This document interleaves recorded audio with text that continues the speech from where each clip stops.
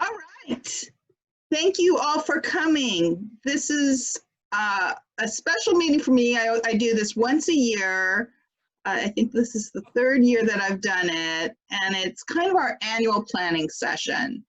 And, you know, as they say, failing to make a plan is planning to fail. So it's really important that we figure out what we want to get done each year. And this is a good time to celebrate what we've accomplished and to think forward to next year. Hopefully there'll be some vaccines and we can, you know, have a different life than this year turned out, because this year didn't turn out the way any of us expected it a year ago. So I've given this presentation at a couple of conferences as well. So it's a kind of a combination of, let's see, there we go. One is kind of a overview of what I see as the 12 key challenges and some ideas of resources. And then I go into an overview of what's coming up next year. So over the last few months, a number of us, Robin and I, have been doing some planning sessions and Ken, looking at some things for next year. And so we'll share those with you. If you have any questions, use the chat and Robin can interrupt me. Okay, so I thought I'd start and say, so my significant person on the spectrum is my son Josh, who turned 29, I can't believe it, in October. He was diagnosed just shy of 4, and he graduated from high school. He went to IVC. Those that know me know that he did it in dance because he was so burned out from high school that just going to college I thought was a reach. So he loved hip hop, so that's what we did.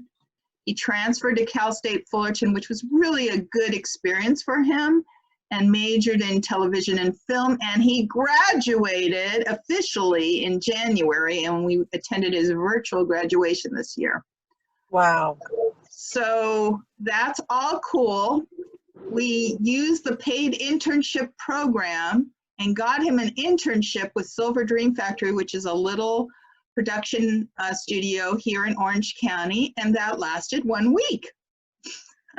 When COVID hit. And so that ended, unfortunately. He's kind of kept in touch with them, but we had to go to plan B. The good news was he was burned out anyway and he wanted time off, so he got time off.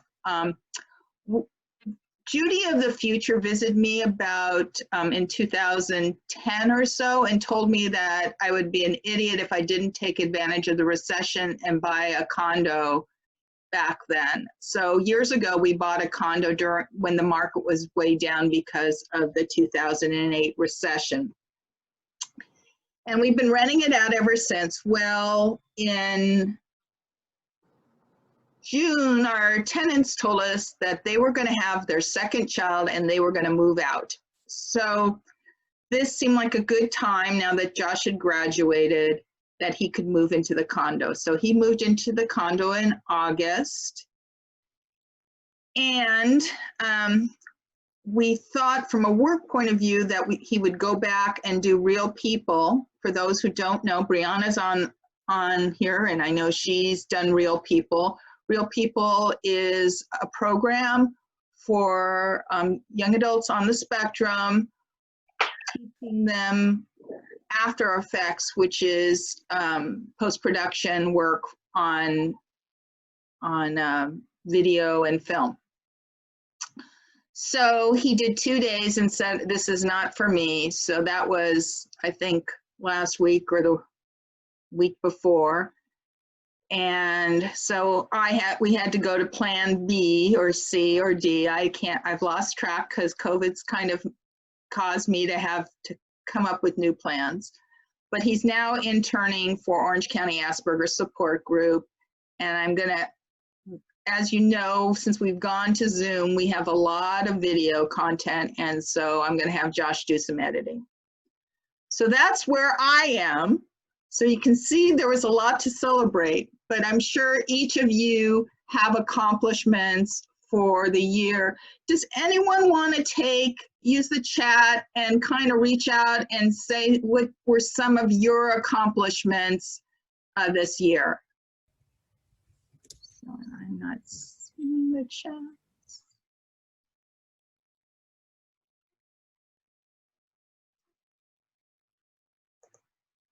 What do we have? Anyone reaching out and saying anything? Who do I know that I can force to say something? Ken, you gotta take some credit for what Kenny's up to. You want to talk? Yeah. Yeah, why don't you share some of your accomplishments this year with Kenny. One accomplishment that Judi helped me, she advertised, is he's right now in the UCLA College to Careers program, which seems pretty intensive. So it's really helped. My son graduated, you know, from UCR a year and a half ago, and you know, he's gotten a paid internship. He's just started a part-time job. He's in the Peers to Careers. He's been active in Toastmasters. So I was looking over the goals I made 2 years ago, and almost all of them I've accomplished, except for dating. Make some more. So that's great, Ken. Peggy's on the phone. Peggy, you want to share some of your accomplishments with Zach? You can take yourself off mute. Peggy, are you there? Maybe not Peggy. Robin?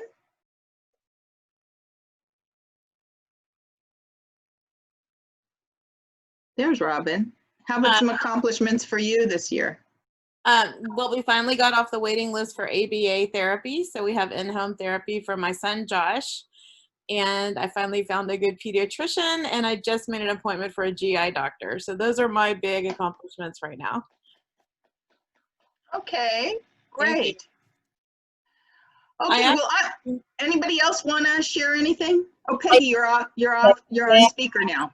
I had a call. A friend of mine fell, and she's in the hospital. Anyway, yeah. So I didn't hear anything that you guys were saying. Are we talking about goals? We're talking about some accomplishments this year, and I know that you've accomplished a lot with Zach. So I thought you might want to share that. I think that Zachary has great strong social skills and just being comfortable in a social setting, which is kind of ironic given COVID. But I think that he's more comfortable online, and so I think that has helped tremendously. And that actually was, I did last year with you, and my goals for him for 2020 were social, you know, making social strides, making friends, getting more involved. And I really think he's done a great job with them. I'm really, especially like circumstances. Oh, great. Okay, so I'm gonna, let's see. Okay, my point here, it's a journey, not a race. We have to map this out one step at a time. We're not getting there fast. So Josh is 29 and just graduated from college, so you guys can do the math.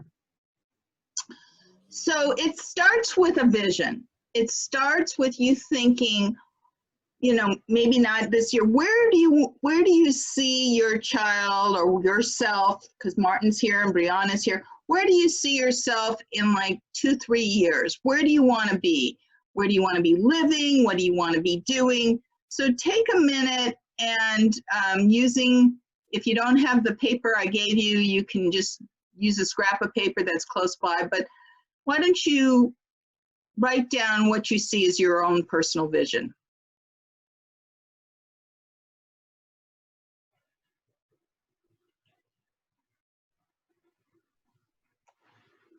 Anyone want to share what they put down?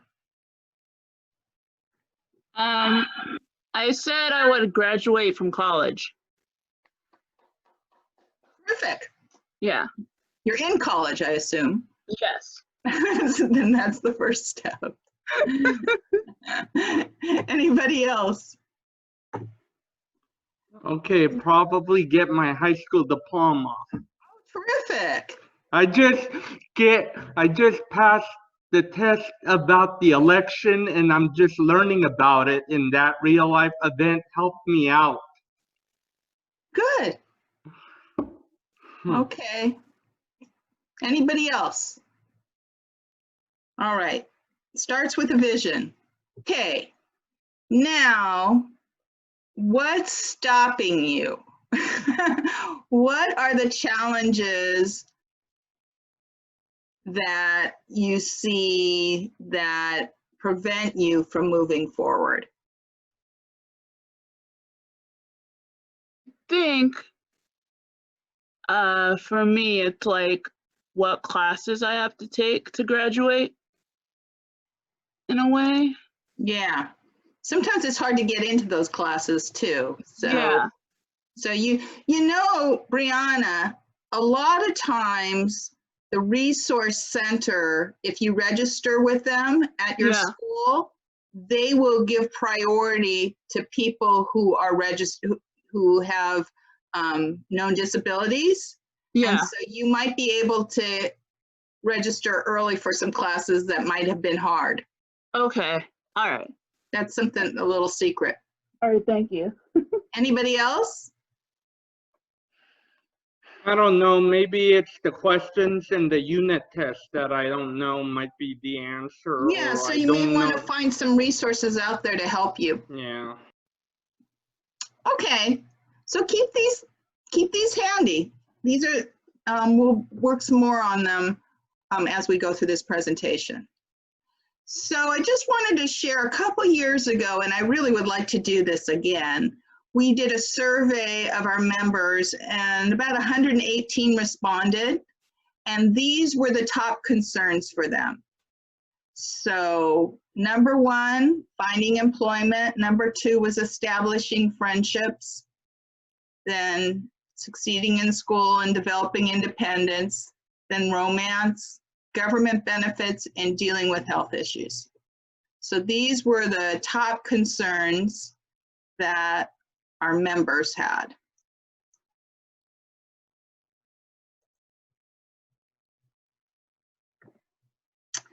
And this is a chart that I made. And let me move this out of the way here. And what it shows is why it's so overwhelming for all of us, because these are the 12 key areas that are the challenges that we're having to deal with. And each of these challenges can be complex, can be resource intensive, can be costly, can be confusing. So for some people, it might be they haven't gotten a diagnosis yet. I've talked to people that it took them 7 times till they finally got the right diagnosis. Healthcare can be an issue. Having insurance can be a problem, or finding the right doctors for you. Getting government support. We're entitled to some government support, but getting to be a regional center client might be a problem. For parents, learning parenting skills, and this is ongoing, because being a parent to a 3-year-old is very different than being a parent to a 16-year-old. and even being a parent to an adult is still a challenge.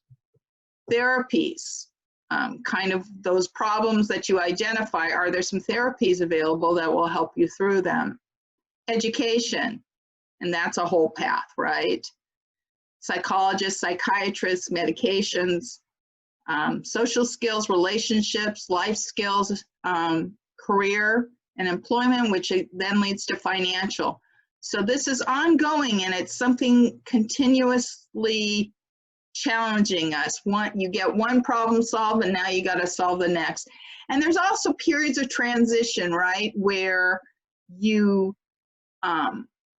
are going to have to deal with things all over again when you turn 18, or you're going to have to deal with them all over again, you know, when you graduate from college, or different phases of your life, these kind of reemerge as challenges.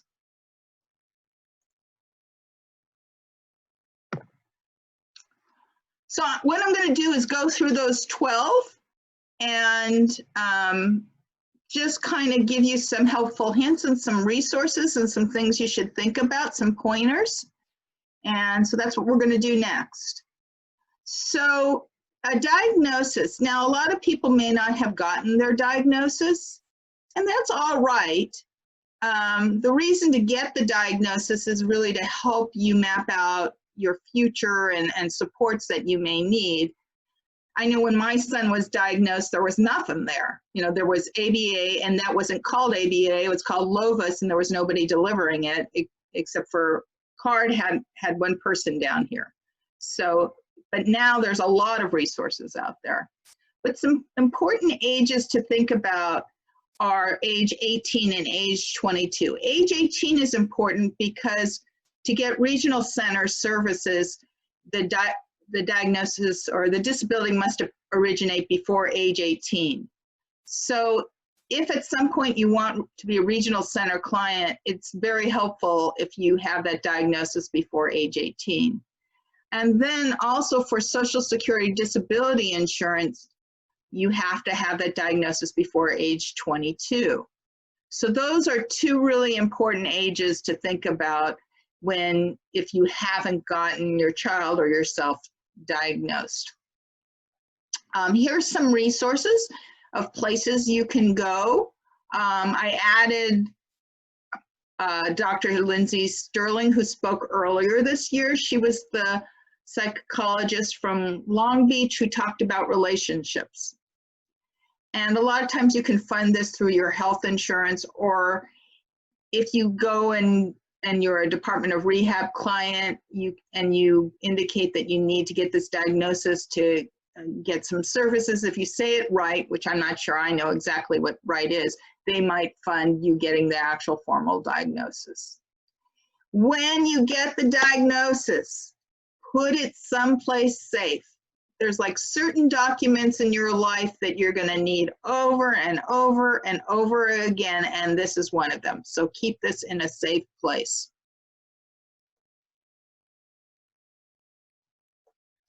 Any questions on diagnosis? Use the chat if you do, and Robin can interrupt me. Okay, the next is insurance. So last week, the Supreme Court heard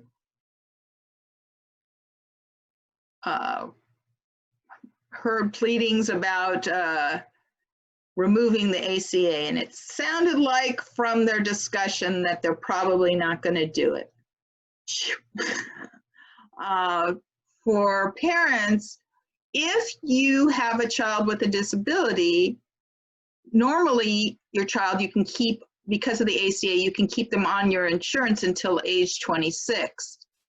But because of the ACA, if you have a child with a disability, you can keep them on your insurance after age 26. I know this is a goal for Ken, because Ken and I have talked about this. We did this.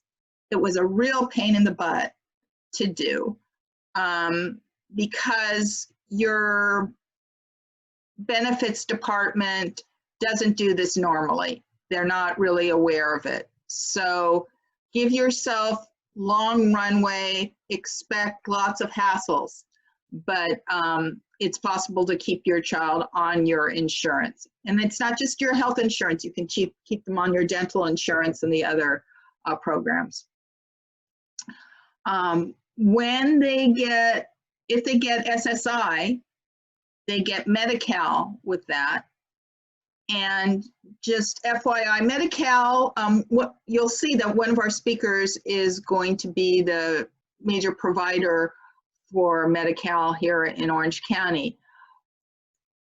They tend to not have a lot of doctors on their policy, but you can get on Kaiser. The secret is you have to grandfather them in, And the way you would do that is you be on Kaiser, and then you can get them on Kaiser. So just a hint, if that's something that we did when Josh was on SSI. Medi-Cal is also available through Orange County Social Services. And if you go to SSDI, and I'm going to talk about that in a little bit, after 2 years of being on SSDI, you can get Medicare. And it's possible to get what's called Medi-Medi when you have Medicare and Medi-Cal. We accomplished that this year. I should have mentioned it. So that was like, when we start talking about government agency, I'll talk a little bit more about it. But Medicare is nice because there's a lot, the policies have a lot more choices and a lot better,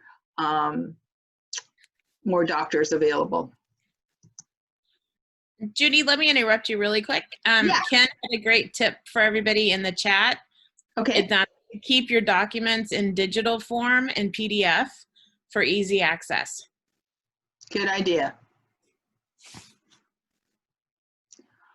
Okay, so I mentioned I'd cover some things when we talk about government. So here we are. Okay, so this is the 3 major ones. One is Regional Center.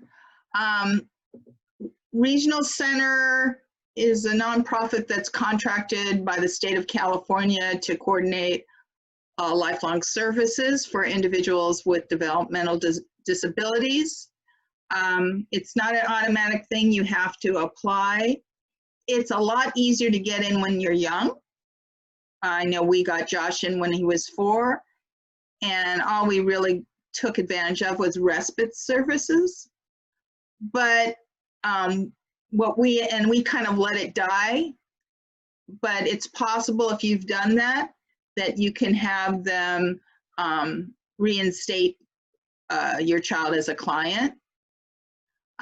When they get to be an adult, Regional Center comes back to life. When they're done, basically what they do is pass off a lot of the responsibility onto the school system. So when your child becomes 18 or moves out of the school system, I'm trying to figure out where this should be, then all of a sudden Regional Center becomes a valuable resources. And there's a lot of programs that are only available through Regional Center that you might want to take advantage of. So this is something that's worthwhile. And I know a number of you have, since joining Orange County Asperger's Support Group, have been able to get your child covered by Regional Center. I know Peggy, you're one of the people who I know was able to fairly late get Zach into Regional Center. Yes. Then there's SSI, Supplemental Security Income. I'll go into this in a little more detail, but it's mean tested. You can have this as a child, but what they care about is how much money, what the assets are that the family has or that the individual has. So this is kind of when your child turns 18, that's a good time to apply for SSI because then they're considered an adult. And so your income and your assets are no longer relevant. And if you can, this is a complicated process. I have a whole big notebook of what we went through. I think it took us about 9 months. And you can, I have more details on this in the next slide or two, but you can't have more than $2,000 in assets. So it's something you have to plan for. So you should start thinking about it when you're 17, but knowing that you would apply when you're 18. SSDI is not a means tested, but it's another disability benefit. And you have to have paid into the system, but there's an adult benefit for when, as a parent, you go on Social Security, then if you have a disabled child, they can get a portion of your benefit, and there's some advantages there. I say recommend hiring an advocate. We did. It wasn't that much money, relatively speaking, to how much the benefit you get, and it's really a headache. And I know people who have had to go back multiple times. I know that there's attorneys that'll do it and take a piece of the action at the, if they help you. But this is as I mentioned, financial, this is a nice way to have those financial means that you might need. From that survey we did a couple years ago, you can see that about a third had regional center support. Some had Medi-Cal or Medicare. Only about 16% had SSI, SSDI. So I mentioned about SSI. So they look at your resources, so you can't have $2,000. This is one of the things that I mentioned later is the ABLE account. And this is a reason to have the ABLE account, because money that you have in the ABLE account isn't considered part of the countable resources. They also, so that's a way if your child has some money that they've gotten from their grandparents over the year, that's a place that you could put it to make them eligible for SSI. Other resources that don't count are a house, an automobile, personal items, burial plots, etc. So this is, I think this 943.72 is what the maximum amount is for an adult child who's paying for their room. So this is something else you're going to have to figure out, is that they need to pay rent of some sort if they're living at home. And there's ways of figuring that out. That's probably another whole other session. But what happens is if they're not paying rent, then their income gets reduced. And their income gets reduced for a number of reasons. Income can be reduced if you're earning money. So you want them to go work. Well, for every $2 that they earn, they lose $1 benefit, up to the entire benefit. Also, if they get cash gifts, then for every $1 that they get as a cash gift that month, they lose $1. And then I mentioned about the home. Well, for every $1, they'll take off money if you're letting them stay at your house, up to a third of the benefit. So it's somewhat complicated, but it's nice to have that income come in, and it's nice to have that safety net. So Josh went on SSI when he was about 18, maybe 19. What they do is when you apply, I said it took about 9 months to happen. And they send you a big check. So basically from the time you apply to the time you get granted, if they grant you the benefit, then they give you that full time period of payments. And you have to pay it down in a certain period of time. And just so you know, I thought I had a longer period of time, and we got dinged because he had too much money because we hadn't spent it down quick enough. Something to know. I got all scared when I got that letter. I thought, oh, is he going to lose the benefit? And then I called Jim Hayek. He said, no, he'll probably just have to pay it back. So we did. So childhood disability. When Zach got his, we put it directly into his it was an ABLE account. Yes, they didn't have that then, but yeah. Yes, that's a good thing to do. Then it's not a problem. With the ABLE account, you can put in up to $15,000 a year, and that money can come from anywhere. It can come from grandma, it could come from you, it could come from SSI. It can, so I think I might have some information on ABLE accounts in here. Okay, any other comments? Robin, is there anything in the chat? No, that's it for now. Okay, so for us, I'm retired now, which is why you guys benefit from all my time, and so is my husband. And when Dennis retired, I insisted that he take his Social Security. And he's not 70, but the reason I wanted him to do that is because I wanted Josh to get the Childhood Disability Benefit, or SSDI. And the reason I wanted him to do that is that Josh would be eligible for 50% of what my husband's Social Security benefit is. And so Josh gets 50% of that. And it was really pretty easy to go from SSI to SSDI. They almost just did it right there at Social Security. So that was probably one of the easiest things.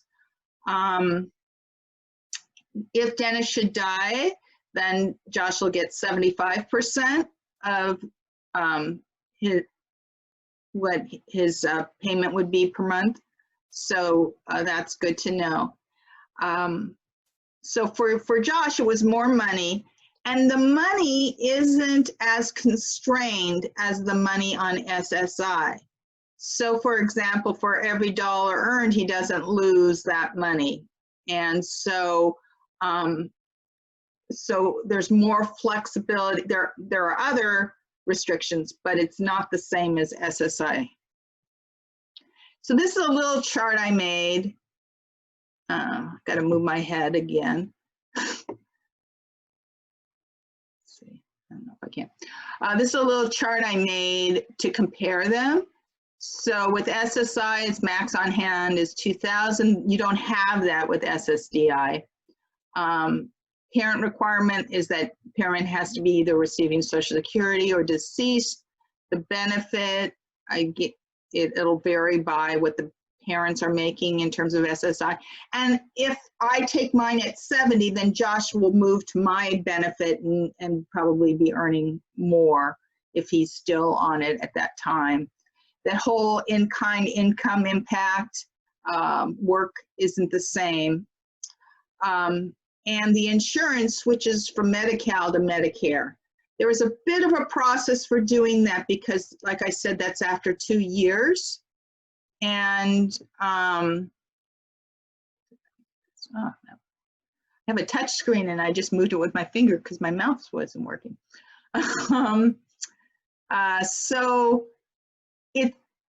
But the Medicare doesn't start for 2 years. So what they'll tell you to do is you have to go to social services and apply for Medi-Cal for that interim period of time. So it's a little complicated. It went pretty smoothly, but my guess is you need to keep an eye on how much money you have on hand, even though you don't need it for SSDI. But to get the Medi-Cal, there is a restriction on how much cash on hand you can have. Now, I think I have a slide in more detail, but if you're on SSDI, they don't have you losing $1 for every $2 earned. But what they do have is this whole idea of a 60-month work period, and there's an extension. It's pretty complicated. And I got it explained to me, but I'll probably need it explained to me like 3 more times before I really get it. I think I'll have to go through it, which we haven't had to go through. We would have had to go through if it hadn't been for COVID-19. But it deals with if the recipient is earning $1,260 a month, more than that, then they start a little clock for a work trial period that will eventually could cause them to lose their benefit. But it's a whole complicated clock about how much you earn, etc. I have a slide on it. I don't think I'm going to go into this unless anybody really wants me to. We're probably better off having Jim Hayek explain this. But you can see it's more complicated. But what's good, part of the reason I wanted Dennis to switch so that Josh would be on SSDI was so that he would be more motivated to work and he wouldn't lose his income from working right away. Okay, here are some other government programs. Department of Rehab, we've had come and speak, and it's a real important resource. It's much easier to get, and it can be quite helpful with paying for college. It can be helpful helping you find employment. Workability is typically run through Department of Rehab, and it's offered at high school. It's also offered at community college and can be offered at college, although a number of the, like Cal State Fullerton used to have workability and they currently don't, so you need to check with your school. But it can be very helpful with transitions and employment opportunities. And then the Ticket to Work program is a federally sponsored program to help with employment services and vocational rehab if you meet certain criteria. You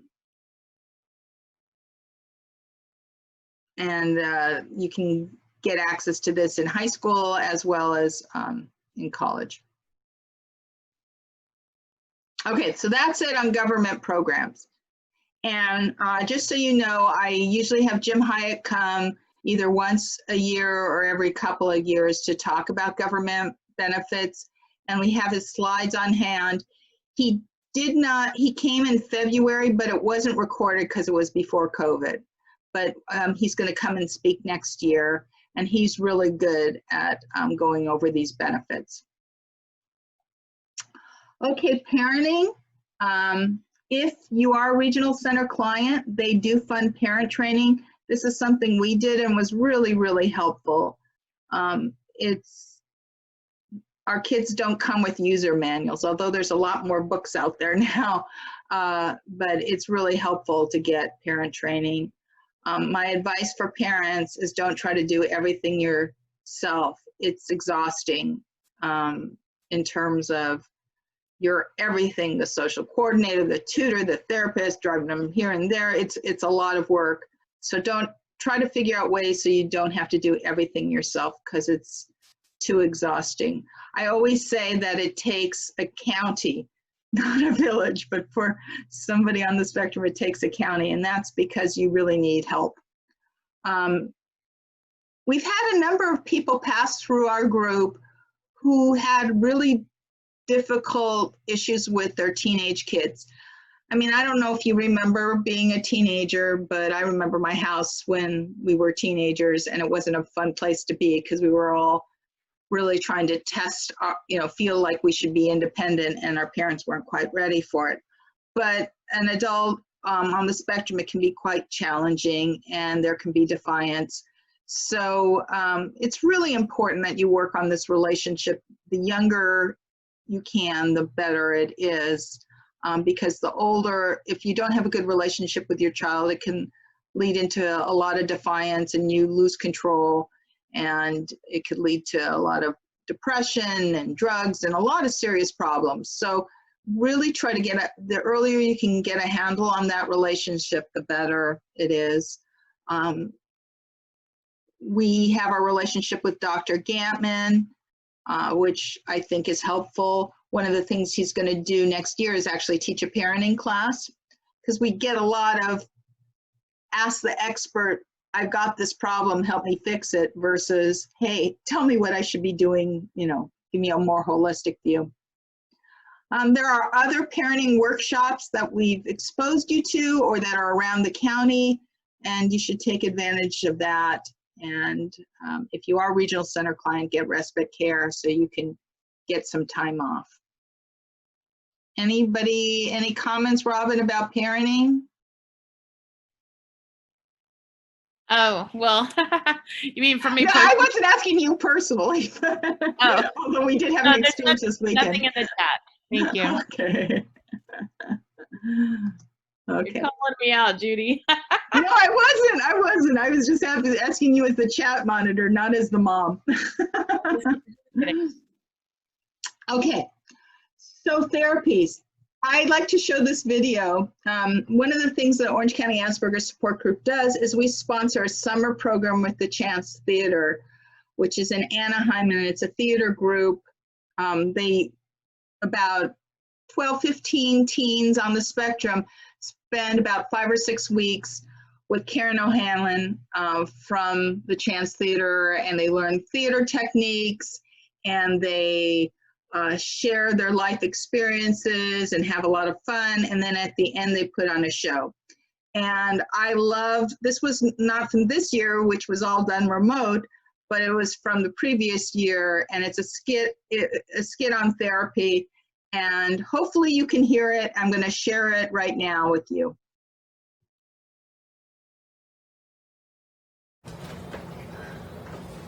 I'm not gonna lie, getting your diagnosis can be difficult. I'm kind of lucky because I was diagnosed at a young age. OCD at age 1, autism at 2, and so on. ADHD, bipolar disorder, anxiety disorder. It's a party! Oh, aren't you lucky? I have no idea. Autism? Yeah. One of my biggest afflictions being a teenager. But never fear. There will be an endless parade of specialists to help you. Psychologists, Cognitive behavioral therapist, psychiatrists, occupational therapist, physical therapists, behavioral therapist. speech therapists. Let's not forget all disorders comorbid with autism. ADD, ADHD, OCD, Tourette's. Auditory processing disorder. Sensory processing disorder. Sensory integration disorder. Dermatillomania, trichotillomania, Developmental coordination disorder. learning disabilities, Motor delays. depression, and anxiety. Meds can help. It hurt. They do their best to treat the symptoms that come along with living in a world where neurodiversity is blocked. It's not like there's an autism pill. You try antipsychotics like Abilify and Risperdal. You want to go to FDA and prove you out. Boo! So for now, we get antidepressants and anti-anxiety meds like fluoxetine, fluvoxamine, sertraline, paroxetine. Don't worry, parents. We have not forgotten about you. Throughout this journey, you can expect to feel Frustration, fear, anger, confusion, that crushing feeling when you do anything in the world to help your child, but you simply do not know what to do. You'll become an expert on things you previously had no interest in. You'll get to be a doormat as your child will blame you for everything and take their frustration out on you. You will have many useful discussions with teachers, doctors, and specialists as they tell you what you already know about your child and tell you to control the things you are already struggling with. You'll become a pharmacist, a drugstore always open for business. Say goodbye to sleep. Say goodbye to your social life. As you begin this exciting chapter, remember that life is a journey, ups and downs, just like everyone around you. You are here, and that is the first step. Did you guys enjoy that? Yeah, that was interesting. That's funny. What I loved about that was hearing it, like, Brianna, from your perspective. You know, as parents, we work really hard to try and help you guys have the best life you can have, and a lot of time that looks like therapy or all sorts of interventions, and it's overwhelming. And so it was interesting hearing their perspective on it, and I think they got it. They got it right. So it was really a great skit. Okay, so here's some of the ones that I know of. I bet you guys know of others. There's a couple new ones that weren't around last year. So ABA for me is the most important one. We actually had some sessions this year on ABA for adults, and it was interesting to hear how it's being used for adult issues. So then there's peers, and let's see, Ken was talking about how Kenny's doing Peers for Careers. We're going to have someone from Peers for Careers come and speak to us next year. So what this is a, it's taking the Peers program and applying it in the work environment, but there's a lot more to it in terms of other skill sets that they're working on, and in terms of includes an internship and all sorts of things. So you'll hear more about that next year. We've also heard that they now have Peers for Dating. So there's a talk on November 30th, and one of the places that if you're not, you should get on our Facebook group, because that's where I post these things. Anyway, I posted information that around lunchtime, I think, there's a webinar on Peers for Dating. So if you're interested, you should check out our Facebook page and find that post. I went to several autism summits this year, and one of them was on executive skills training. And I learned of a new program called Think Smart, which works on executive skills. It's for teens, but looks really interesting, so something you might want to check out. Cognitive behavioral therapy is a type of therapy to kind of work on how you look at issues and changing your behavior to conquer them. My son was on a gluten-free, dairy-free diet for years. Vision and perceptual motor therapy is interesting. Medications might be something you need to think about. We have a psychiatrist coming in, is it September, Robin? We'll see later, but we have coming, and we'll talk a bit about medication. We once had a hypnotist come, and a lot of times martial arts or some other kinds of exercise can be helpful. So these are just what I know about or what I have here, but there's a ton out there. And one thing I have to say about therapy is some of these you should do young, one, so that they have the most impact, and second, because as your child gets older, they get more and more, less and less interested in spending their time on what us as parents thinks will be useful. I know I go through this with Josh. So, you know, you kind of hit a wall around high school. So just something to think about, unless you've got a really compliant child. Education, I haven't added it, but I thought about bringing in some of the private schools to talk about their programs. If you're interested, put something in the chat that you'd like to do it. There's about 3 or so that are down here in Orange County that you might be interested in. So public versus private, you know, question you have to think about is, do you want to have your child on the diploma track or just a certificate of completion? If they're going to go to college, what does that look like? And also, there's a number of trade schools and a lot of the community colleges offer certifications. So that's something to think about. I mentioned the Department of Rehab can help with funding of college. And it's important that you check out the disability office. And one thing you should know about for parents, I don't know how old your kids are, but I remember in nursery school, you would drop your kid off and you got to hear everything that happened that day. And then you got that same kind of thing in kindergarten. And then as you got older, the teachers wanted less and less to do with you. And by the time you get to college, they don't want to hear from you. Your child will get in trouble if they hear from you. So it has to be through your child. So that's just a little word to the wise. Tutoring is a good option if you are having trouble being the tutor for your own child. I used Wisant, and Josh had tutors all through school. And then there's on-campus living. And in Orange County, we're one of the 5 or 6 locations where there's a CLE, college living experience, which kind of simulates dorm life, and you can get some of the funding for it through Regional Center. So a lot of benefits in going to college and, different paths, and you got to figure out the right path for you. There's no one size fits all. Everybody needs to pick the right path for themselves. And unfortunately, you don't, until you do it, you don't know whether you pick the right one.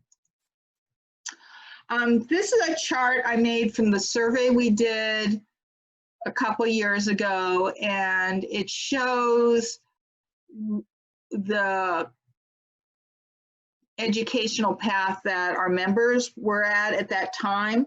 So 60% of our group had done at least some college. Many of us choose to go through the community college path on our way to a 4-year program. We had quite a few people in our group who had PhDs and masters. So this just kind of gives you a feel for what level of education the education path people chose. Okay, psychology. I think we once had Alex give a talk, and I have slides on all the different drugs that you could choose from for dealing with different issues. But it's the psychiatrist who you rarely see who prescribes this, and the psychologist or social workers. So I found we started seeing a psychologist in middle school when Josh really started going through some anger management issues and some sexuality issues, and have a relationship with Dr. Gantman for him, and it's really helped us. But you got to figure out what you need and what you can afford and who's available. One thing I want to tell you about, which is coming soon in Orange County, is a program called Be Well OC, and it's unique to Orange County. What has happened is a number of organizations have gotten together to deal with mental health, and they're going to establish 3 different clinics that will take every kind of insurance and be set up to provide mental health, to be a one place that you could go rather than go to the emergency room at the hospital. So the first one's being built in Orange, and was supposed to open in December. I don't know if they're on track for that. I've got some pokers in to try and get them to come and speak to us. So if that happens, that's great. But it's going to be a really neat resource available to us. Also, this summer we did the Gantman Conquering Emotions webinar series, which covered anxiety, depression, and anger. Those are the top 3 issues that that impacts people on the spectrum, and we recorded those. So if you didn't attend, you can purchase the subscription. We have to pay Alex for that, some small amount of money, but it's worthwhile. So just wanted to let you know about that. So social skills, a lot of us have done different things to address social skills. I know that this has really been a problem for our community in terms of the high school experience. It tends to be the worst there. There are options for dealing with it. The Peers program is an excellent program that's offered by a lot of different organizations to deal with teaching social skills. It's like a 14-week program. And I know a number of you who are here today have participated in that. Relationships are really, really important. There's your family. Try and take advantage of your extended family if you can, friends, and don't forget your support services.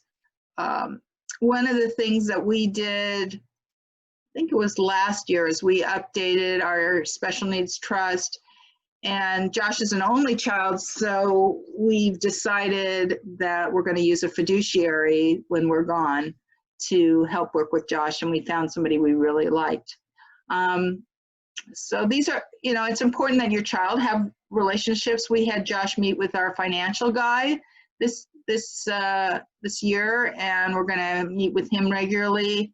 And you know, these are all people that are so helpful in you all living your best life.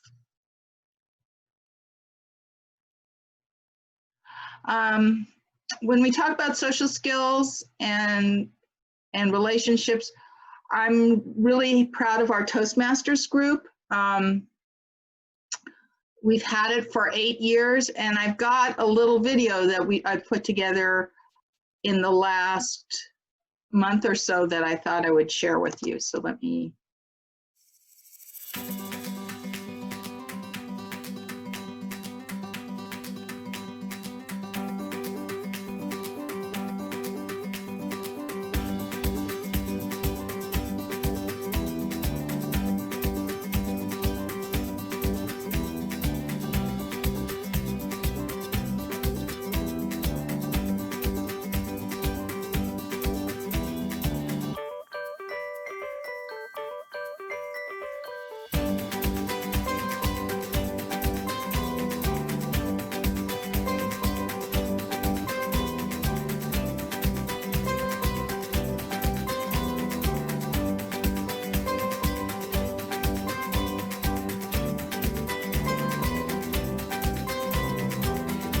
As far as the Gavel Club, that has just been an amazing springboard for him to develop socially.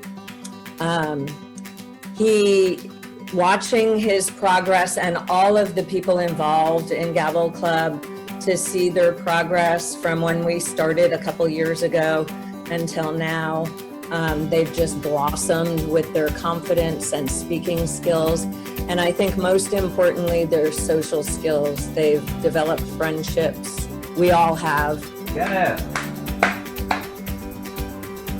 As a recent college graduate seeking a full-time job, I have great interest about the impact of COVID on the job market and the future of work. From what we can observe so far, the pandemic has affected in-person services and high digital skills in very different ways. Well, it's helped me develop more self-confidence and social skills. Learn how to prepare and structure speeches and evaluations, and improve communication skills. At that point, because things turned out so sour, I could have decided I would have hated the world and had more bitterness towards the world. But I decided, I realized I had a choice at some point and decided I didn't want to live like that. In one of my last speeches, I was talking about the death of Superman, and I mentioned Batman in that speech. In this speech, however, I'm not going to be talking about the Dark Knight himself. I'm going to be talking about one of his main villains. But it's not going to be the Joker, the Penguin, the Riddler, Scarecrow, Two-Face, Ra's al Ghul, or Catwoman, who you see right here. It's going to be this man, Bane. You know, certainly the Gavel Club, you know, is really helpful in, you know, improving Kenny's communication skills, learning how meetings are structured. You know, he's pretty introverted, so just having a group, a community, I think is really important for us both. Lastly, even though we love to scare ourselves, mankind's greatest fear is the unknown. For the fear of the unknown is one of the most natural and instinctive fears that we have. This is because people love the world to make sense by having things wrapped up in nice, neat little packages, because our world is easier to engage in when things make sense. So some may choose to further engage with the unknown in order to make better sense of the world. Ever since joining Gavel Club, I got a little bit better at speaking in public and creating my speeches. When I first started Gavel Club, I would speak fast and people couldn't understand my words. I'm getting better right now. I'm now speaking more slowly and clearly, though sometimes I will slur my words and speak too fast. but other times I do speak slowly and clearly enough so people can understand me, and I'm getting better at organizing my speeches, especially the topics, into the proper. I'm getting better at practicing my speeches and not reading directly from my note cards and directly looking at the camera. And I'm also glad I'm able to make some more friends beyond my coworkers at work, and I think it really helped me. Perfect. Thank you, Lauren.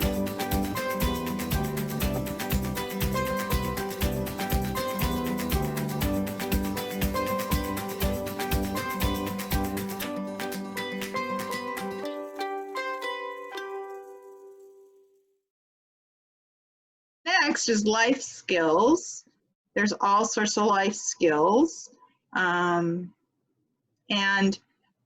if you're a regional center client, you might be, or a Department of Rehab, you might be able to get independent living skills where they'll help you work on these. This is something that Josh and I are dealing with now. Is a goal for him is now that he's living on his own, building up his skill set to take care of himself completely.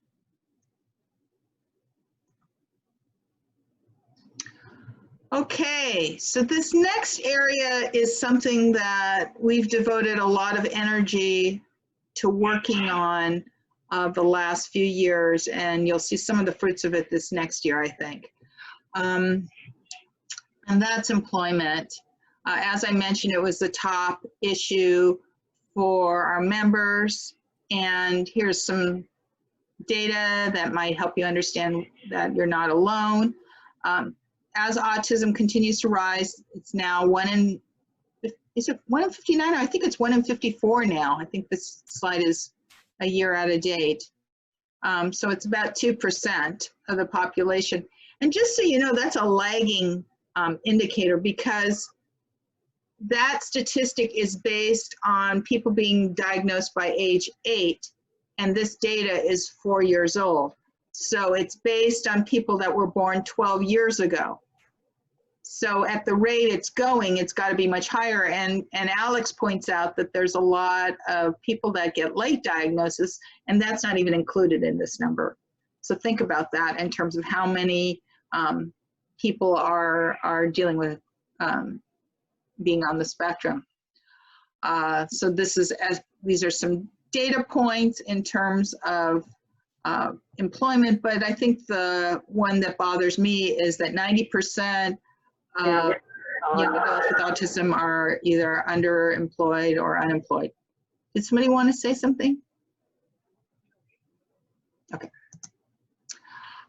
So this is a chart I did based on that survey.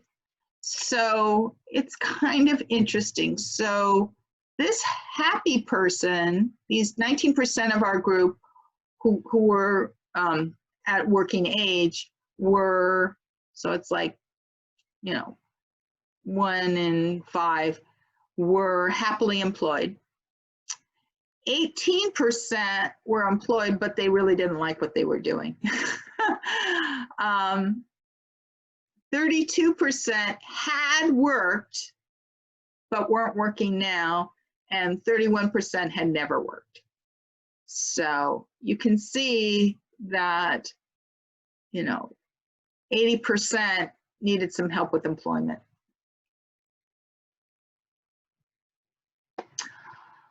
Okay, so here's some things that we've uncovered that we've shared with you. We always make it a priority in our educational nights to expose you to different educational programs. So I know a number of you are in the New Vista Career Program. This is available to people that are in the regional center. They had been doing an internship with Smart and Final. I'm not sure where that stands now. There's also certification programs. Regional center has what's called a paid internship program. It's kind of do it yourself. If you can find an employer, they'll pay $10,000, $10,400 of your salary. It's a little bit broken right now, just so you know, because the vendor that they were using to pay the salary. So the salary wasn't coming directly from the employer, it was coming through a third party. They're no longer providing that service. So Regional Center has a little bit of rejiggering to do, at least here in Orange County. We've had someone come from Project Search. I think we had Nancy Donnelly and Linda O'Neill. This is a really, it's kind of stagnant right now because of COVID, but it's an 11-week internship, 11-month internship that has a rotation into 4 different departments. So if you're someone who wants to get a variety of experiences, this is a great program. Again, this is why you want to be a regional center client, because you have to be a regional center client to take advantage of this. Regional center also will help you provide job coaches, and Department of Rehab has something kind of similar to paid internship, except the employer would have to pay you, and it's called on-the-job training. So they'll pay your salary for a certain period of time. They also offer summer employment programs, and they're the agency that works with real people. I know Brianna's on this, is here with us today, and Brianna has done the Real People program, which I mentioned Josh had done previously, is a After Effects class, and we've had Jimmy Lifton come and speak. And one of the things we do is I kind of co-host with Jimmy and Diane Lamont, who's the mother of her Josh, which is one of my Josh's good friends, a monthly discussion group on like the second Monday of the month, at 9 a.m. And we have a discussion group with Jimmy, and a lot of parents of kids who are interested in the film industry join us for that. I also mentioned Workability earlier. There's a number of nonprofits. We had Goodwill come and speak to us last month. I had like 3 speakers last month, and Goodwill has a really great program right now based on a piece of legislation called AB 1111. And what this is they'll help people find employment, but you don't have to be a regional center client. You don't have to be a Department of Rehabilitation client. They will work with you. They'll help you with your resume and all the things. They'll help you find work. They'll actually give you maybe a 2-week internship. And what's interesting is they're working with what are called the one-stops, which is, if you've ever been unemployed, gotten your unemployment check through EDD, they set up these one-stops to help people find employment opportunities. They have systems and training classes and things like that. And so the one-stops are partnering with Goodwill, and they're now focusing more on people with disabilities. So this is a new area for the one-stops. So it'll give our community some additional resources that aren't available, and they're actually training the resources that they work with on soft skills and things like that. So there's a lot more that's happening in this area. And then there's us. So I said that we've been working a lot on this, and this is a program that I'm about, I think in the last couple of days, I became more like 90% sure that it's gonna happen, because we got a really good proposal that I think will work for us. But the idea is one called Career Club. And this is my quote of myself, but I found that designing a program for everyone is equivalent to designing a program for no one.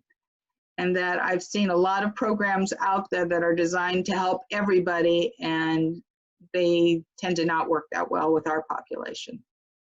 So this is a problem statement, and we talked a little bit earlier about the trouble that our population was having finding work.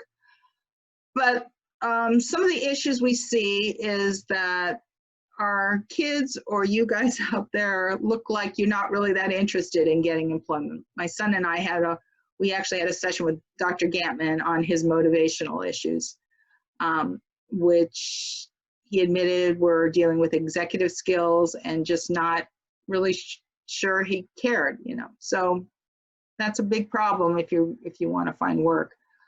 There's some soft skills like interpersonal skills. Finding a job is a personality contest sometimes, and so not the ones that are going to Toastmasters have learned skills that are going to help them in terms of succeeding in the interview process. But there's also, you know, you may not know certain software applications or know how to do certain things because you haven't worked, and so not having those gaps in hard skills can be a problem.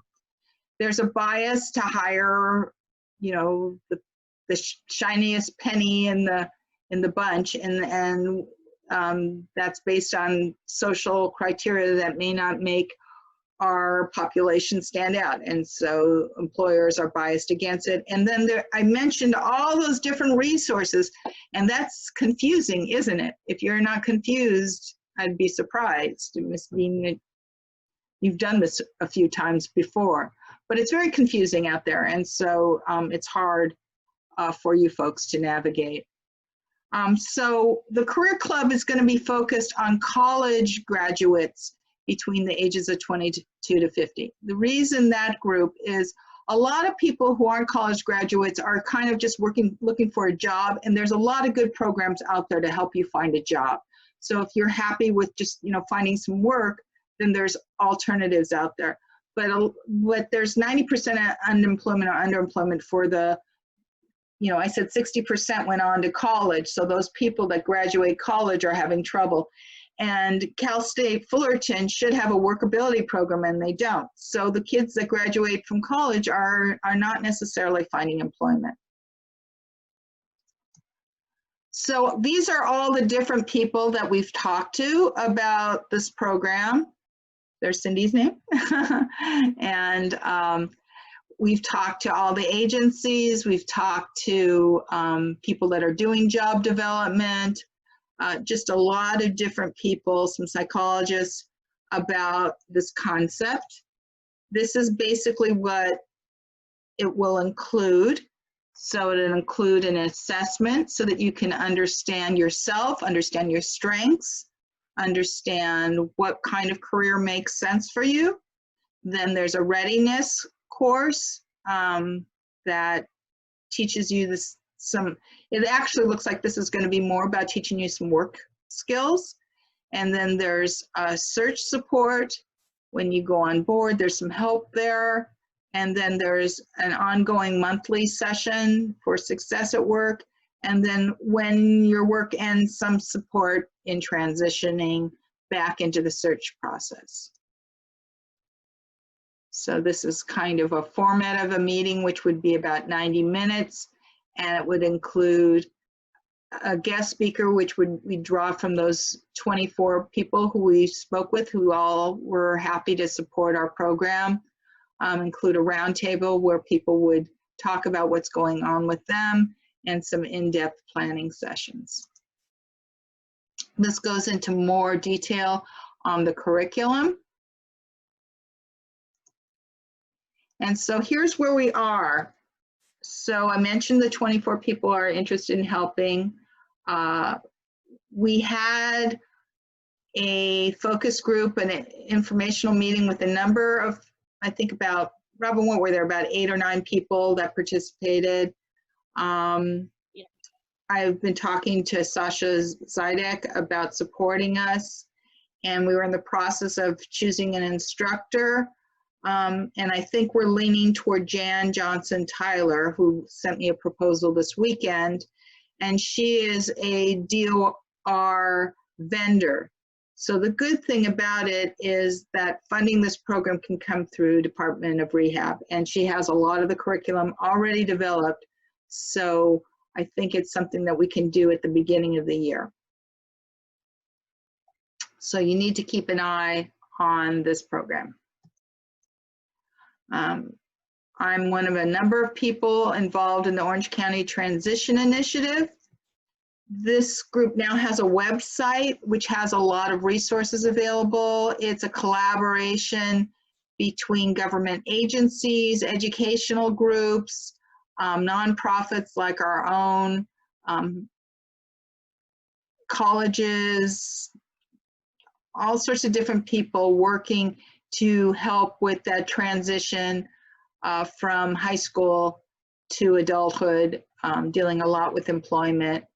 It's not just for people with autism, it's for all disabilities as well as people who've been incarcerated. So it's got a very broad scope of focus. So I am the co-chair of the business development group with Tiffany Jameson from Grit and Flow. And for the last year, we've been focused on an initiative called Autism at Work and bringing that to Orange County. Just so you know, these are all the companies that have Autism at Work programs somewhere in the world. So these are the big companies. There's about another 15 or so smaller companies that have initiatives as well. And so these are all companies who have decided that hiring people on the spectrum is a good thing and have established some program within their company to hire people on the spectrum. And there's a whole roundtable that meets on this. It includes people from Ernst & Young, people from Microsoft.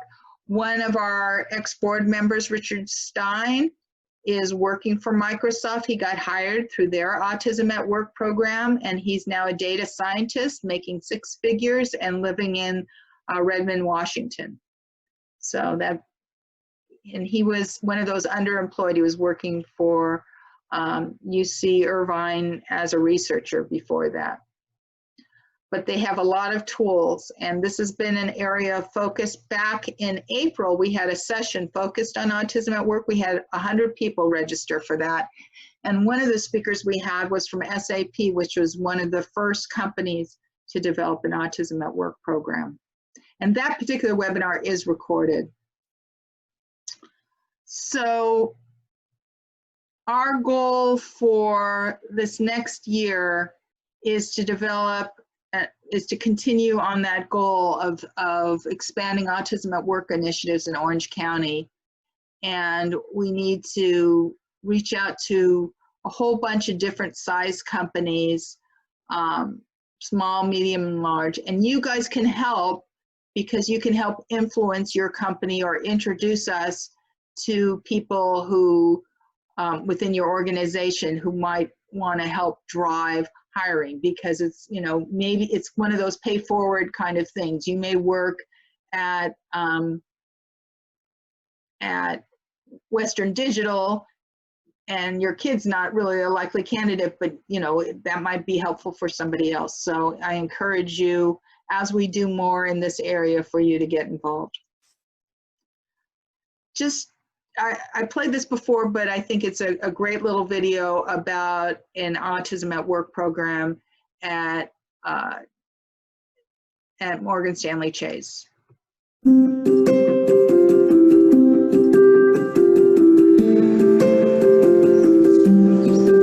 Ever since I was 6 years old, I felt that I was different. People notice I don't do things the same way as them.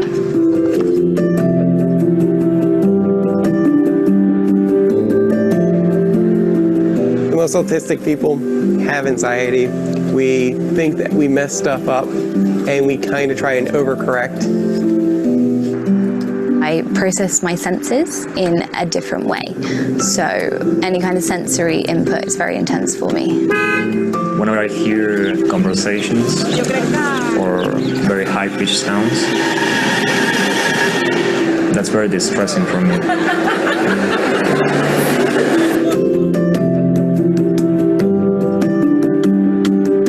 I was told from a young age that people that were like me wouldn't go anywhere in life.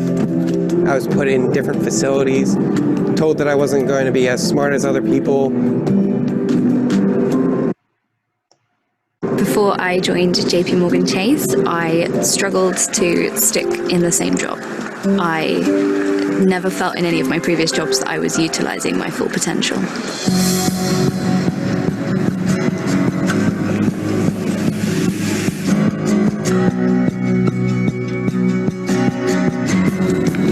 There's a lot of strength in this specific neurological profile.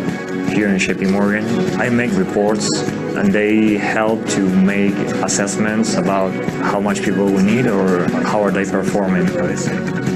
I work for quality assurance. I'm good at figuring out how branching paths would work if I ran this, if I ran that. I work in the wholesale client onboarding department. My teammates really appreciate that I have a really good memory for procedures and figures.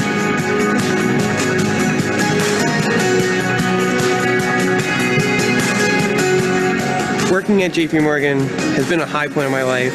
I enjoy working here, and it has helped me pursue more goals in my life. My managers are very proud of the work I'm doing. A project that I've been working on is being currently used around the world, and that feels really, really good. The Autism at Work program changed my life, and I would love for every autistic person to have the opportunities I've had here.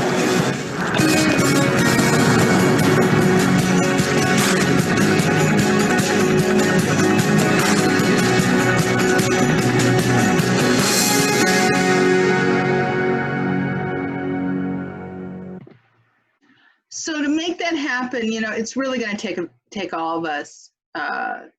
And, you know, I hope we have more volunteerism next year and that we can all work together to try and change our county to be a county that is known for hiring neurodiverse people. And the employment is important because it's part of the financial picture. So employment helps, the government programs help. You know, when I got sad news today. One of the gentlemen who was in our Gavel Club for years, Eric Lehman, who's in his mid-30s, his dad, George, was very active in our group, and they moved to Texas several years ago.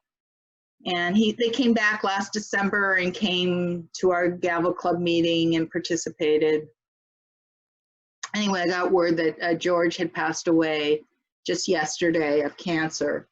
So Eric is without his dad. And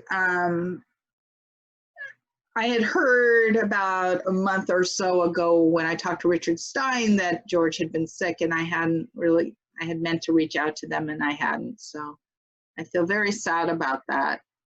But, you know, it's really, really important that we all think about our children and have long-term plans for them in case something happens to us. It's just something you need to plan for. So having life insurance, having a special needs trust are important steps to doing that. We had Susan Katzen come and speak, who was our trust attorney, and she put, and I think we did record that session, so that's available online if you need to watch it.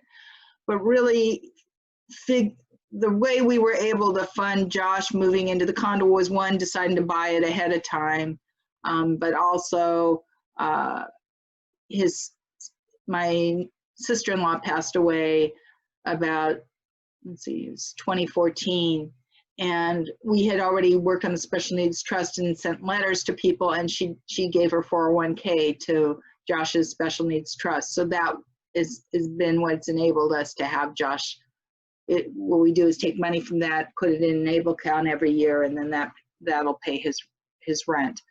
So anyway, it's just the financial problem is a tough one, but it's one that you need to figure out. So the Able account is a tool that can be helpful. Through it only just this year, I think California's ABLE program, or maybe it was last year, that California finally put together their ABLE program. It's a way of putting aside money that's not counted against that means testing for SSI. And you can annually contribute $15,000, but it can come from anywhere. And it can be used for expenses that relate to health and independent living, etc. So this is a way to pay the rent and not have it count against your have to take that deduction for in-kind payment. So this is how we paid when Josh lived in the dorms. This is how we paid. We paid through the ABLE account. Money's in the account are taxed. It's also treated as an investment, so they have investment funds for monies you put in. And there's I think there's different maximums, and you can find out more about these online, and California has an ABLE account now.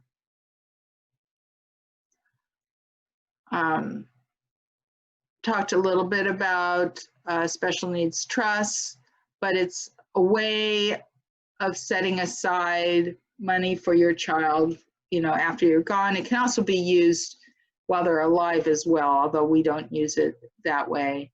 And it's money that, again, is not counted against, if you set it up properly, they'll be able to continue to receive SSI or SSDI without any interruption when they collect money from the Special Needs Trust. So we went through a lot. So that covers all dozen topics. And my view is that with the knowledge, with support, and with the resources, you can solve all these things. You know, there's a lot of challenges, and you've already kind of outlined the first three. So my question for you is, we talked about these dozen things. There may be something else not on here, but what I wanted you to do was to pick the top three that you wanted to work on this next year.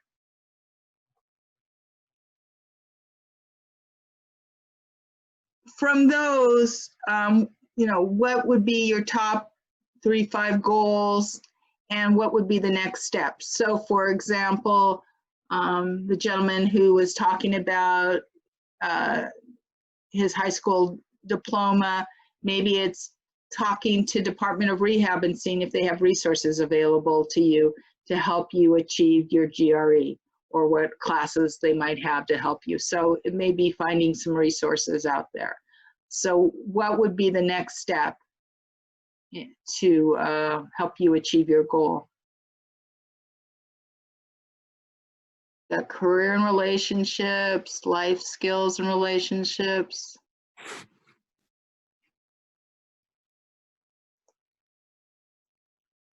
Okay. Well, and think about what would be the next things that you might want to do. And maybe you don't think of it, maybe this is something you go back and tomorrow. I get up early in the morning and I have a cup of coffee and I have a list of what my to-dos are, and that might be a good time to think about what your to-dos look like. Okay, so we're about done with this presentation. So I'm going to quickly go over some exciting things that are happening next year. Okay, so we will be continuing with Toastmasters. We will be continuing with our educational meetings and our parent support meetings, and the GATMAN and the Career Club will probably likely happen. And let me go into more details. So this is the speaker series for next year. So what I'd like to do is have this all defined by this meeting and share with you. And we have several bonus months. So this last year, because of COVID and moving to a webinar format, it made it a lot easier for me to arrange for speakers and to facilitate them, because I didn't have to go run and find a room. So because of that, we've had extra sessions with Disability Rights California, et cetera. And what's also great is those sessions have been recorded and are available to you. So this next year, we usually start with a session with Dr. Gatman, and this one year he wants to do something about navigating your career and covering finding your passion, setting your path, maintaining your course. So something about all the steps that it takes to make a career happen. Dr. Lawrence Fung runs a group called the Stanford Neurodiversity Project. This is a huge project that's having big impact, not only in Northern California, but around the globe. They had a 5-day summit from 8 in the morning till 8 at night, practically, for 5 days, with speakers from all over the world talking about education and all sorts of different programming. And so he's going to come and speak to our group on January 20th. So this is a bonus session, and I'm really looking forward to it, and I really would love everybody to come because I want to show him some respect for what he's doing and hear about some of the exciting things he's doing. Chris Stoner, who came last month, is going to come back with Nakia Terry to talk about the Goodwill program, this ABA 1111, and talk some more about all their different programming that they offer, so not just that.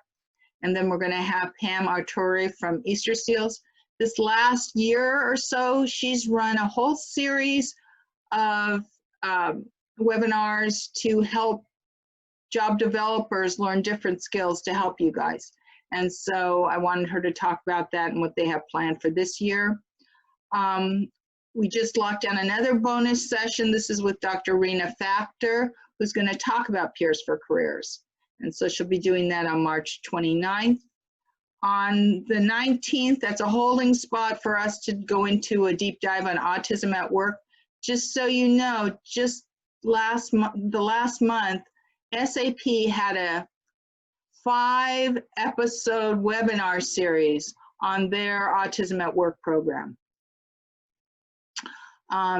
In May, we're going to have Jack Stanton from the Regional Center and Mark Astoris from the Irvine Community Land Grant talk about finding a home. So Jack is the go-to guy with Regional Center to find living situation, and Irvine has a whole program to help build low-cost housing for people with disabilities, veterans, and so he's going to come and talk about what they have available, but it's really kind of exciting. And I know finding a place to live hasn't been a topic we've dealt with, so I'm excited about having this one. In June, we're going to talk about insurance and autism, and we're going to have Cal Optima, which is the provider for Medi-Cal, come and speak. And then we're going to also have Paula Craven from Easter Seals. Easter Seals is a partners with Kaiser on providing a lot of their autism services. So I thought that would be of interest. Then in July, we're going to have Chalk come and talk about their autism center. If you haven't been there, the Thompson Policy Group helped fund a special center for autism in Orange County, and so that'll be in July. And then in August, we're going to have Renee, who's runs the, or is part of the Irvine Unified School District Transition Initiative, and then also Jocelyn, who works at United Way, and they have a program that's focused on helping people find employment that really produces a living wage, so kind of tripling your income. And they're focusing on careers in IT and careers in the medical field, and they have a whole program for that. So I thought that would be interesting for you guys to hear about. In September, as we mentioned earlier, Dr. Curry, who's a psychiatrist, is going to come and talk about his approach to treating autism. In October, we'll have Jim Hayek, who'll help you with your benefits plotting, and then we'll be back with me in November. So, and I think there'll be a couple other extra ones, so keep an eye out. So a lot of really good programming for this next year. The Gantman sessions are continuing. We have the parents and adults. Usually each year we try to pick a theme for that third session of the quarter. And this year our theme's going to be enhancing relationships. So we're going to look at 3 different relationships. So dating and romance in March, siblings, which we did a sibling session back this fall, and that was really popular. So we're going to do that again in June. And then, as I mentioned, we're going to have a parenting class, and so that'll be in September. Our Gavel Club will continue to meet online. Oh, you saw that. And then for those who haven't found these yet, we have 2 fun activities that we added during COVID just because we felt like everybody needed a break. So we have our game nights, which are 2 Saturdays a month from 7 to 8:30. And this is led by Aaron Alonzo. And then we have a cooking class on 2 Tuesday afternoons from 4:30 to 6 with Erica Hirsch. And that's a fun class. And the great thing for parents is you get dinner that night. Brianna, you want to talk about the cooking class? I know you've been going to it. Yeah, the cooking classes are really fun. I've actually been cooking a lot more since we started cooking. So, and Erica, that's her name, right, Erica? Yep.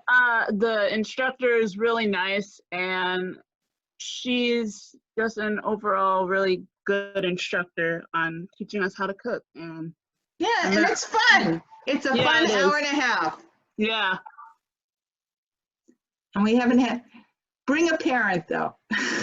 We've had, our smoke alarm went off on our condo. Which is a little scary. And we'll have our parent and adult support meetings continue that.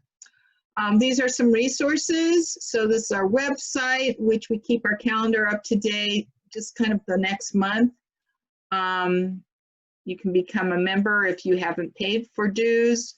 I recommend joining our Facebook group. That's a great place to find out what's happening, as well as if you need a resource or you have a question, like I mentioned that we're looking at independent skills training for Josh, and we ran into kind of a bump with the regional center, and I reached out, and Peggy told me what she was doing, and she, you know, it was through that Facebook post that we were able to connect. So it's a good way to get some of your problems solved.